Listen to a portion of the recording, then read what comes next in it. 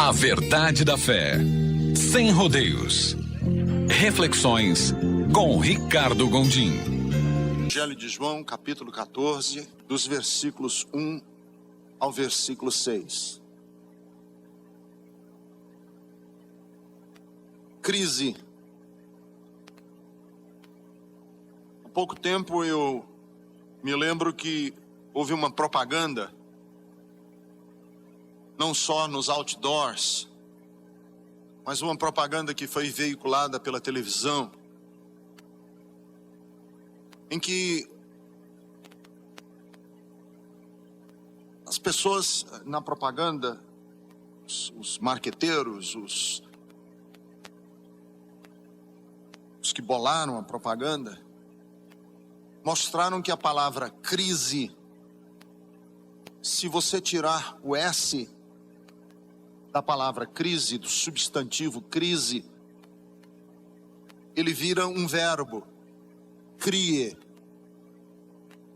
Basta tirar o S, vira crie. Se você tirar o I, vira crê.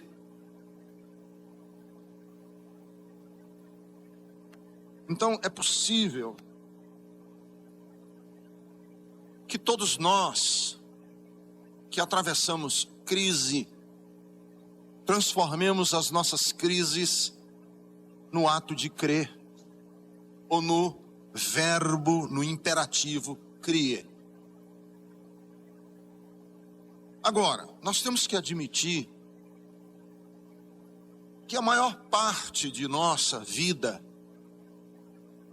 ela se dá dentro daquilo que eu chamo de normalidade do cotidiano.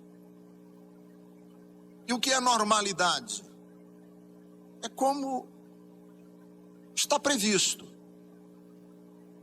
Mas vez por outra, a vida dá uma destrembelhada. O nosso mundo entra numa espiral.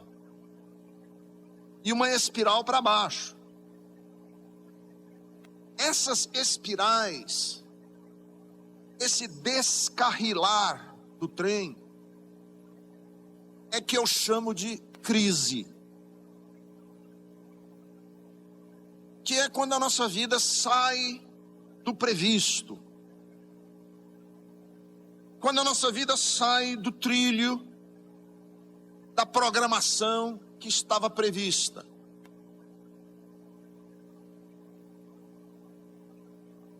O texto do capítulo 14, do versículo 1 a 6, é um tempo não de normalidade na vida de Jesus. É uma crise. Jesus está no meio de uma crise grande, profunda. Uma crise pessoal. O texto de João vem nos dando pistas, lampejos, dicas do tamanho da crise que Jesus atravessa. No capítulo 12, no versículo de número 27, está escrito, nas palavras do próprio Jesus: agora o meu coração está perturbado. E o que direis? Pai, salva-me desta hora? Não, porque foi precisamente para esta hora que eu nasci. João vem sinalizando que Jesus está em crise. Porque no capítulo 13, no versículo 21, novamente, nas palavras de Jesus, ele disse, o texto diz assim: naquele momento, Jesus perturbou-se em espírito e disse: um de vocês há de me trair. Qual é a crise que Jesus atravessa? É a crise de saber que um dos 12 vai traí-lo, de que Pedro vai negá-lo, porque no finalzinho do capítulo 13, ele prediz que antes que o galo cante, 3 vezes Pedro o negará. Então Jesus está no meio de uma crise, porque acabaram-se os aplausos, Não tem mais palmas na beira da calçada do povo gritando e dizendo: Hosana, Hosana, o que vem em nome do Senhor. Acabou-se. Acabou-se e fechou-se a janela do milagre. Não há mais milagres a serem reivindicados, porque daqui ele vai para o Calvário e ele se recusa a pedir que anjos venham ao seu socorro. Ele disse: eu podia pedir, e Deus mandaria legiões e legiões e legiões de anjos, mas eu não vou fazer isso. Está fechada a janela do milagre, e agora a realidade brutal vai esbofeteá-lo até a morte. Crise. Jesus está numa crise tremenda. Mas como eu falei no início dessa minha fala, crise é um chamado para que nós nos tornemos criativos. Crise é uma hora oportuna para que a gente possa avaliar a nossa maturidade, os nossos conteúdos internos, porque é muito fácil dizer que você tem coragem, quando você não precisa de coragem. Coragem só é coragem quando nós estamos diante do medo, do pavor, do pânico. Aí nós sabemos o tamanho da coragem. É muito prático falar que dos processos de maturidade. Quem é maduro? Quem é imaturo? Como é que eu sei quando uma pessoa é madura e quando uma pessoa é imatura? Só se sabe diante da crise. Só é possível conhecer o grau e o nível de maturidade de uma pessoa quando a vida dessa pessoa sai da normalidade, sai do previsível e entra no campo do tumulto, quando aí ele precisa reagir. Porque nós só sabemos o valor de uma âncora. Aliás, você só sabe o valor de uma âncora diante de um temporal. Você só sabe a utilidade de uma lanterna quando você está nas trevas. Você só sabe se você tem fé quando existem demandas para que você prove os conteúdos e os significados da sua fé. E aí, o próprio Jesus, que no Evangelho de João, por 2 vezes, diz que ele estava angustiado, diz que ele estava perturbado. Começa o capítulo 14 olhando para os seus discípulos e dizendo: não se perturbem. Espera. Como que ele pode dizer para os seus discípulos: não se perturbem? Porque se ele vinha perturbado, se ele esteve angustiado há pouco, como é que ele vai dizer: não me perturbe?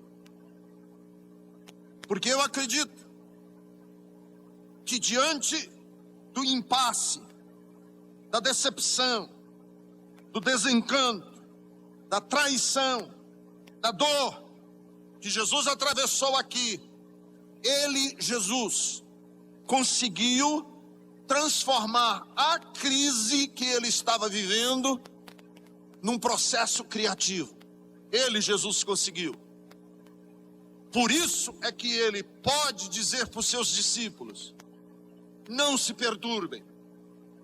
Porque ele tinha acabado de vencer. Ele tinha acabado de entender o processo da crise e como que a gente pode atravessar a crise, tirar o S da crise e transformar a crise no verbo criar. E ele olha para os seus discípulos e diz: não se perturbem. Mas eu tenho certeza que alguns de vocês podem dizer: mas isso aqui é uma frase inútil. Porque quem está em pânico, quando alguém está perturbado, você chegar para a pessoa e dizer assim: não se perturbe, não adianta nada. Uma pessoa que está com medo, eu chegar para a pessoa e dizer: não tenha medo, não adianta nada. Uma pessoa que está fragilizada, eu chegar para essa pessoa e dizer: não fique assim angustiada, não adianta nada. Quando Jesus disse: não se perturbe o coração de vocês, não é apenas uma ordem que ele está dando, não é apenas um imperativo, não é apenas uma forma dele ordenar, porque não resolve absolutamente nada eu ordenar uma pessoa que está perturbada: se acalme, não adianta. Como que Jesus ajuda os seus discípulos a resolverem o problema da crise, da perturbação, da desestabilização que eles estão padecendo? Como? Jesus diz como. Porque ele não apenas diz: não se perturbem. Ele dá o caminho, ele ensina como é que a gente vence a crise. Como é que a gente ultrapassa uma crise. E ele diz: não se perturbe. Como? Em primeiro lugar, creiam em Deus. Creiam também em mim. E aqui é interessante, porque ele diz que crer em Deus é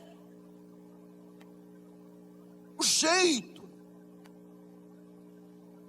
é a maneira como eu posso passar por uma crise e não me destabilizar. Creia em Deus. Mas aqui, para a gente crer em Deus, nós temos que, assim, entender essa frase, creia em Deus, que crer não é sinônimo de acreditar. Crer aqui é sinônimo de confiar. Porque assim fazendo, na crise, vocês não precisam se perturbar. Porque vocês não serão desesperadamente arrastados para baixo durante a crise.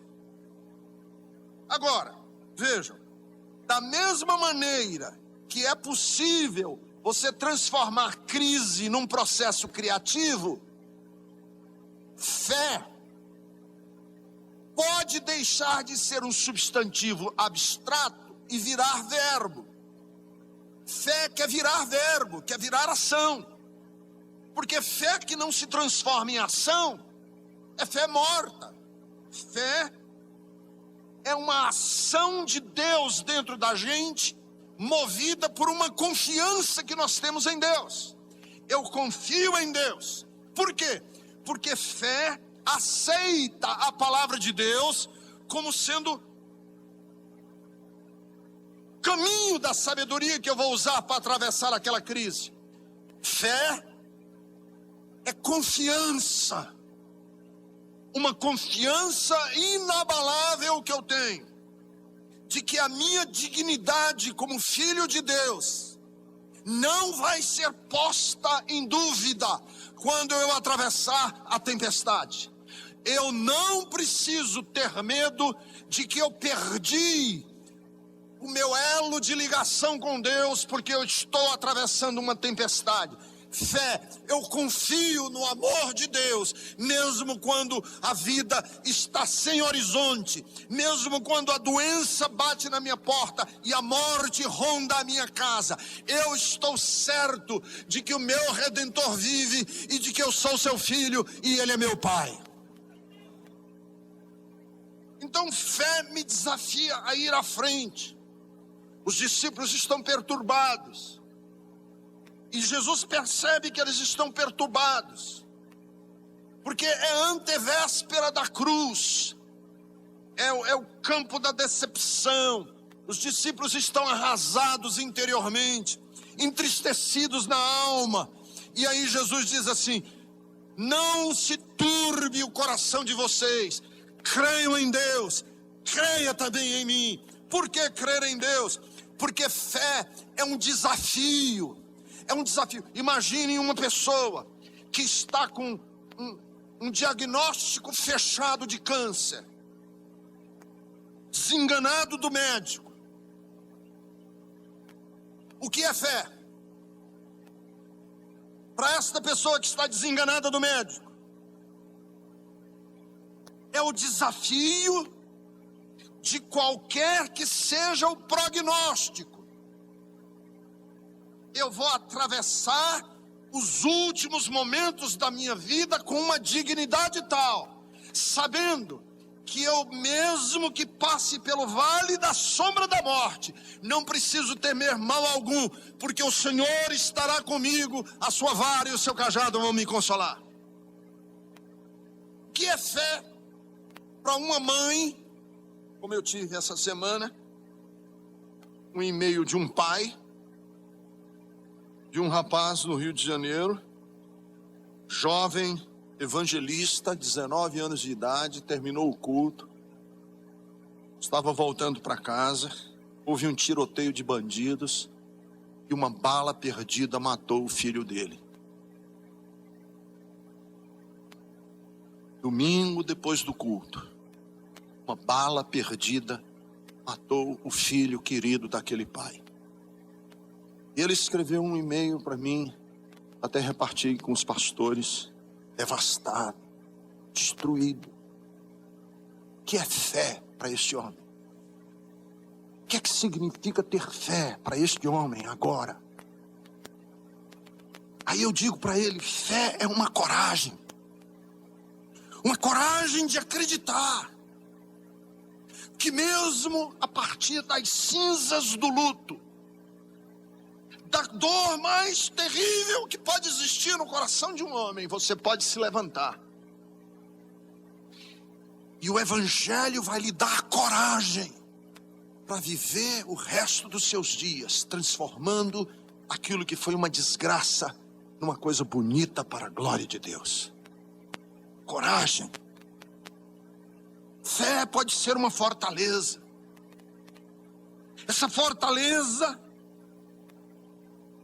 que me deixa inabalável diante do fracasso, resiliente diante da derrota, teimoso diante do prognóstico ruim que está na minha frente, insistente quando todos dizem não vai dar certo, e você dizer, enquanto eu tiver fôlego, enquanto eu tiver Jesus no meu coração, e enquanto a Bíblia Sagrada for verdade, eu não vou desistir. Isso é fé. Fé como confiança. Essa confiança que brota dentro de nós, mesmo diante dos prognósticos piores que possam existir, essa confiança do homem e da mulher, de dizer, eu vou continuar porque eu sei que meu Redentor vive. Por isso eu posso tomar, por exemplo, o livro dos Salmos, e dizer que os Salmos, como um manual, pode ajudar você a ressignificar fé, para que fé seja como foi para Jesus e os seus discípulos naquela hora tão fatídica, quando ele disse para os seus discípulos, não perturbe o coração de vocês, creia em Deus. Porque de A a Z, o livro dos Salmos nos ensina que nós podemos confiar e que nós podemos colocar toda a nossa confiança no Senhor. De A a Z, Salmo de número 25, versículo de número 14, a intimidade do Senhor é para os que o temem, aos quais ele deseja dar de conhecer a sua aliança. B, Salmo 23, versículo de número 6, bondade e misericórdia me seguirão todos os dias da minha vida e habitarei na casa do Senhor por longos tempos. C, Salmo de número 89, 28, conservar-te-ei para sempre na minha graça e firmarei com ele a minha aliança. D, Salmo de número 46, versículo de número 1, Deus é meu refúgio e minha fortaleza, socorro bem presente na hora da tribulação. E, Salmo 33, versículo de número 18, Eis que os olhos do Senhor estão sobre os que o temem e esperam na sua misericórdia. F, Salmo de número 57, versículo 7. Firme está o meu coração, ó Deus, o meu coração está firme, por isso eu cantarei louvores a ti. G, Salmo 142. Guarda-me dos laços que me armam e das armadilhas dos que praticam iniquidade. H, Salmo 46, versículo de número 4. Há um rio cujos canais alegram a cidade de Deus, e Deus está no meio dela, e esta cidade não será abalada. H, e Salmo 50, versículo de número 15. Invoca-me no dia da angústia, e eu te livrarei, e tu me glorificarás. J, Salmo 145, versículo 17. Justo é o Senhor em todos os seus caminhos, benigno em todas as suas obras. L, Salmo 144, versículo de número 11.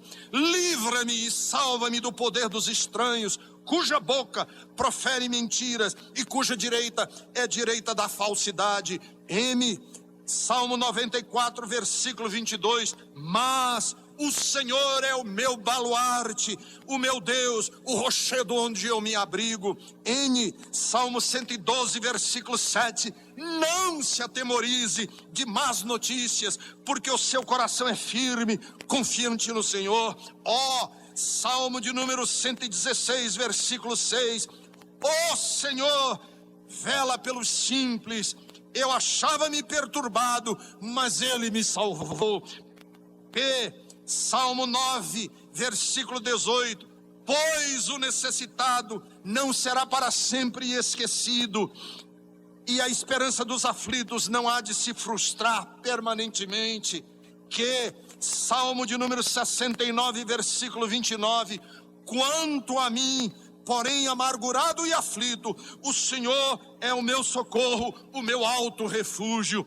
R, Salmo 77, versículo de número 7. Rejeita o Senhor para sempre? Acaso não se tornará novamente propício o Senhor? S, Salmo 62, versículo 1. Somente em Deus, ó minha alma, espera silenciosa, porque dele vem a minha unção. T, Salmo 71, versículo 20. Tu me tens feito ver muitas angústias e males, mas o Senhor me restaurará ainda em vida. O Salmo 20, versículo de número 7. Uns confiam em carros, outros em cavalos, nós, porém, nos gloriamos do nosso Senhor, nosso Deus. Salmo de número 6, versículo 4. Volta-te, Senhor, e livra a minha alma, salva-me por tua graça. E Z, Salmo 59, versículo 7. Zombará o Senhor as nações, e é por isso que eu por ti vou aguardar. É isso que a Bíblia nos ensina de A a Z, que nós podemos colocar a nossa confiança no Senhor.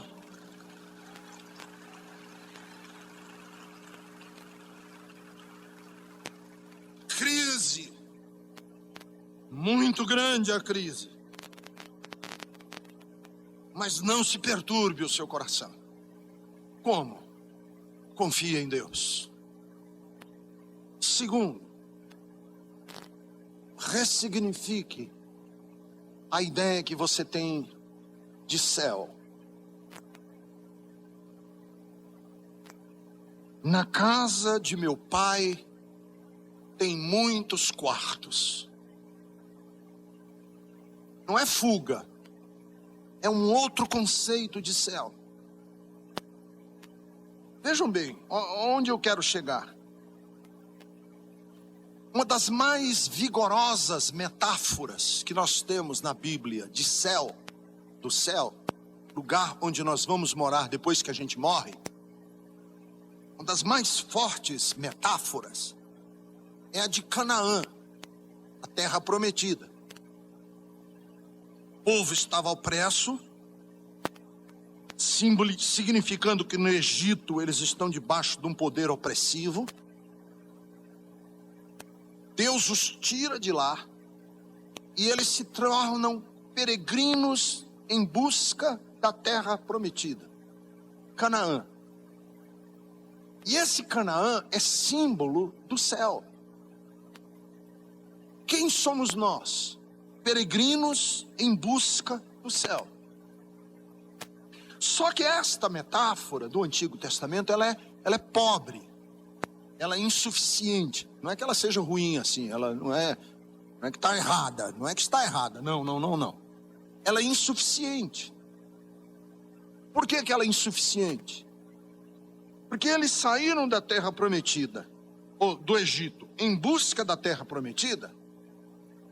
E quando chegaram na terra prometida, ela estava habitada de gigantes, tiveram que guerrear, tinha espinhos. Quer dizer, a terra prometida, Canaã, não era tudo aquilo que eles sonhavam. E aí Jesus vem e nos dá uma outra metáfora do céu, muito mais vigorosa, muito mais bonita. Céu como sendo um quarto na casa do Pai. Pense num patriarca, um homem patriarca, um senhorzinho de fazenda, um homem com uma casa grande, e lá tem o seu quarto. Lá tem o seu quarto, o seu aposento. Isso é céu. Que nos dá uma ideia de quê? De intimidade. O que é que faz o céu ser céu? O Apocalipse diz o que é que faz o céu ser céu. É que lá não tem templo, Deus habita. Lá não existe um templo para Deus, Deus é a plenitude do lugar. Porque o que faz ser céu não é que tem rua de ouro, porque eu conheço muita gente que vive no meio de ouro e vive no inferno. O que é céu? Não é um lugar com ruas de ouro, é uma presença. É uma percepção, céu é uma percepção. Tire Deus do palácio com ouro e aquele lugar vira um inferno. Tire Deus da Nova Jerusalém e lá vai ser um inferno. Coloque Deus em qualquer situação e lá vira um céu. Porque é Ele. Na casa do meu Pai há muitas moradas.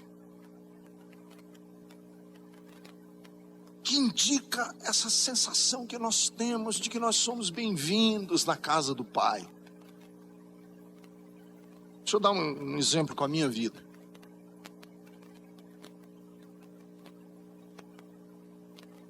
Minha mãe morreu de câncer. Meu pai morreu com Alzheimer. Depois da minha mãe. Meu pai era um homem muito bonito quando ele era novo, jovem. Meu pai foi jogador profissional de futebol, jogou no Corinthians. Meu pai era um galã, literalmente. As fotografias do meu pai, na época que ele era jovem, ele seria hoje um modelo, ele seria um artista de cinema. Então, era um homem lindo, os olhos verdes, azulados verdes, forte, atlético. Meu pai foi definhando. Ele morreu com Alzheimer e levou 10 anos, 12 anos, e ele foi sumindo, foi virando nada.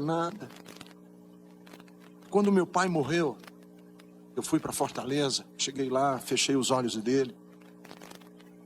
Eu olhei para o meu pai naquela situação. Assim, depois de tanto sofrimento, morto, enterrei meu pai no dia seguinte. Quando eu vinha do cemitério, depois que enterrei meu pai, eu já era um homem de 50 anos de idade. Já com 50 anos de idade. Que caiu a ficha, caiu a noção, eu percebi que eu era órfão. Me deu uma sensação de falta de proteção. Porque eu tinha comigo assim, a minha vida inteira eu tive essa sensação. Se tudo der errado na minha vida, tudo der errado, eu bater na porta da casa do meu pai e dizer assim: papai, eu estou aqui. Eu tenho certeza que meu pai diria: Ricardo, seu quarto está esperando por você. Eu tenho certeza absoluta que se tudo desse errado, tudo, meu casamento, minha vida, tudo desse errado, e eu batesse na porta dele, eu tenho certeza absoluta que o meu quarto estava lá, esperando por mim. Quando Jesus diz: não se perturbe o coração de vocês, na casa do meu pai tem muitos aposentos. Eu quero dizer para você que está passando pela maior crise que você poderia passar na sua vida: pode bater na porta da casa do Pai Celestial, que lá vai estar o seu quarto esperando por você. Não importa quem você seja, de onde você vem e qual foi o seu passado, você será bem-vindo na casa desse Pai.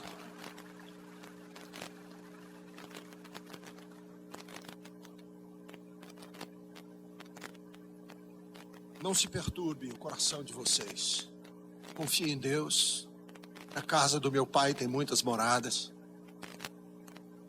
E eu sou o caminho. Caminho que é a verdade e que conduz à vida. Você sabe como é que a gente atravessa uma crise e não se deixa destruir por ela? Jesus é o caminho. Caminho não é no sentido geográfico. Não existe caminho no sentido geográfico. Um GPS. Não existe um caminho topográfico, da topografia. Não existe um caminho. Caminho é uma pessoa.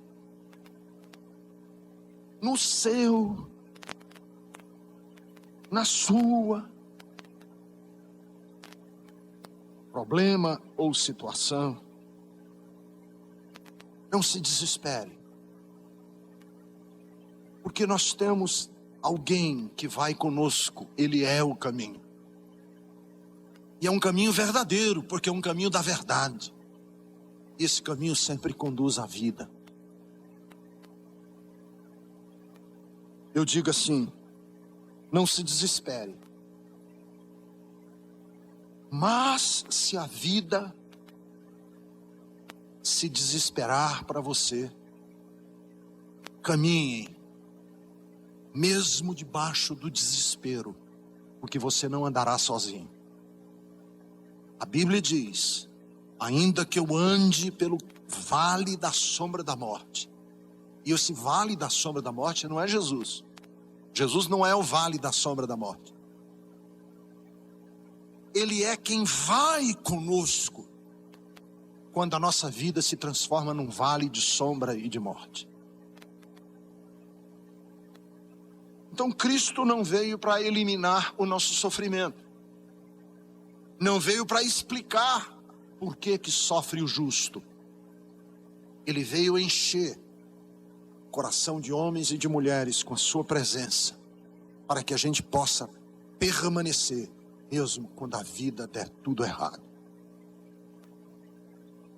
Por isso é que eu digo que qualquer covarde pode louvar a Jesus, mas só os corajosos seguem a Ele como o caminho. E no dia em que você encontrar Jesus no seu coração, você vai encontrar paz dentro de você. E quando você encontrar paz dentro de você, você não precisa mais procurar em lugar nenhum. Mas você tem um caminho dentro de você, que é Jesus, a sua bússola, a sua estrela da manhã, o seu norte. Porque Deus dá as castanhas, mas Deus não vai quebrar a castanha para você. Ele ressuscita Lázaro, mas ele não desenfaixa o Lázaro ressuscitado. Ele mostra o caminho, mas Ele não vai caminhar por mim e por você. Nós temos que fazer esse caminho. Como? Segurando na mão dele e dizendo: Jesus, tu és o meu caminho, à medida que eu vou abrindo caminho na vida. Tu és a minha verdade, à medida que eu for abrindo caminho na vida. E tu és a minha vida, à medida que eu for caminhando na história da minha vida. Por quê? Porque tu és o caminho que leva, última análise, o homem de volta a Deus.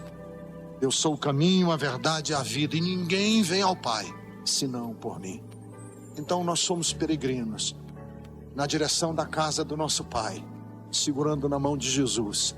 E qualquer que seja a tempestade, sabemos que Ele nos segura pela mão.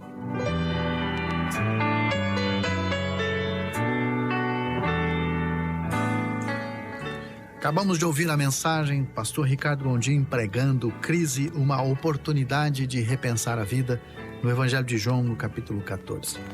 E diante desta mensagem, eu quero ter agora uma palavra de oração por você que está sintonizando aqui a nossa programação.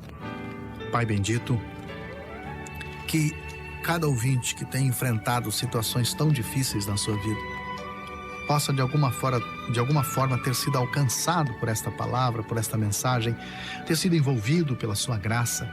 E assim, Senhor, o poder que há no Espírito Santo restaurando, vivificando, tornando novo, apontando novos rumos, novos caminhos, nova história, trazendo, Senhor, libertação, salvação, trazendo essa mensagem que produz vida. Eu rogo a Ti, em nome de Jesus. Amém.